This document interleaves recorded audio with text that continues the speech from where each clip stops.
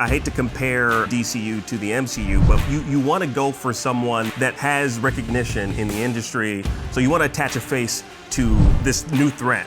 I don't know how you necessarily do that with the sentient island.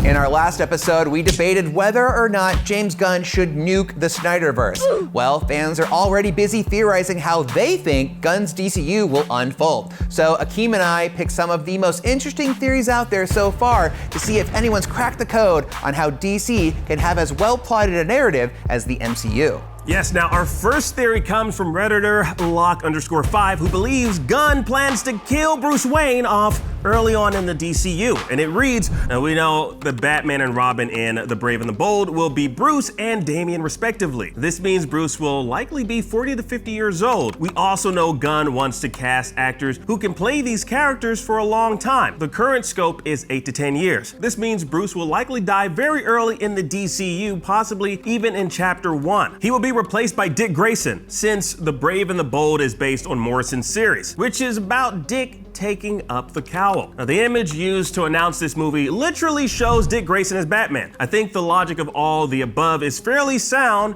and I'd put good money on it. That's his words, not mine. Batman and Superman are usually depicted as being roughly the same age. We know Superman will be played by a younger actor than Cavill, who is 39. This all seems to point to Bruce dying and Dick becoming the Batman of the DCU and the equal to Clark. This would also make the DCU Batman distinct from all those who came before, including Reeves' Bruce. So what do we think? Do we agree with Locke_5's theory that Bruce Wayne will die by the end of Gods and Monsters?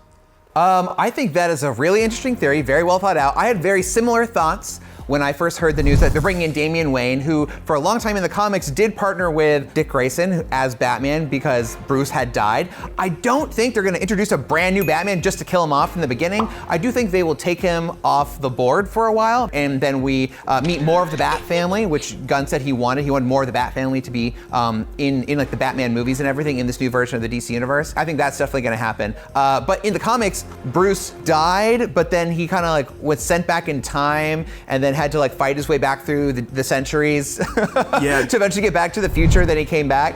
So I think something like that will happen where he's taken off the board in an interesting way, but he's not going to be dead. He'll come back eventually. Do you think they would go with that though? The whole like traveling back in time? I feel like that might be a little bit absurd. Yeah, you know, I think actually that story is really interesting where Batman, he goes back literally to like caveman times and he paints like a bat on the wall and he's like wearing the skin of a giant bat, and then he jumps forward in time, then he's like a pirate Batman. I think it's great. I think they should do something like that. But as far as this theory is concerned, I do think there's some elements that we'll definitely see on screen, but I don't think it will mean the death of our Bruce Wayne. Certainly not in a permanent fashion. Absolutely. I wouldn't want that, but I was looking at the timeline that Locke_5 says that towards the end of Chapter 1 that this might happen. And then I was comparing it to the timeline as to when we lost Captain America, when we lost Iron Man, you know, looking at the MCU. Those were like 8 to 11 years. And so I'm thinking we're not expecting James Gunn to kind of follow the same blueprint as, you know, the MCU. And I actually like your direction of like,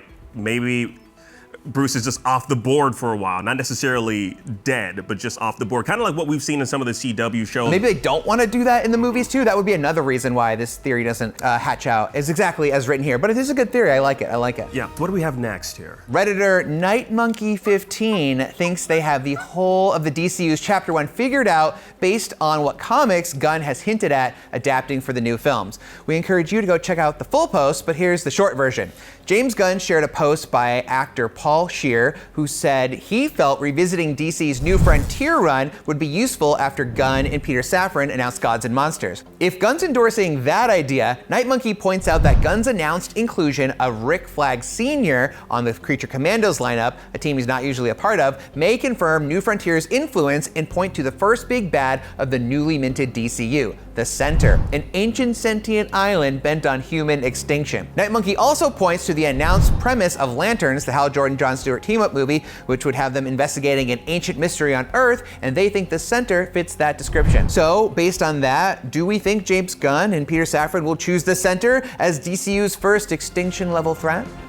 I'm trying to envision how that might play out, and I feel like, I hate to compare the DCU to the MCU, but whenever we get like a massive threat, you want to go for someone that, an actor that like has recognition in the industry, so you want to attach a face to this new threat.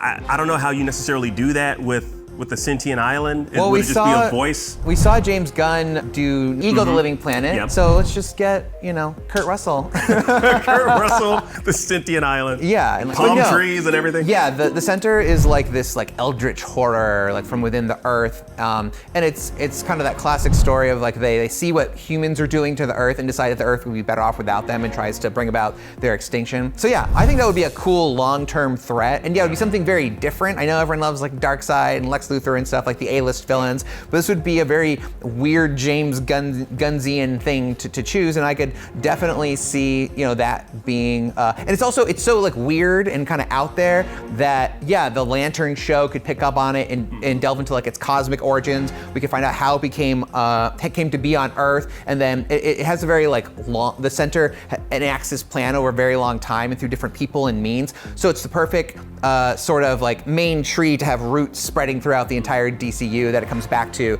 at the end of chapter 1. I could dig that.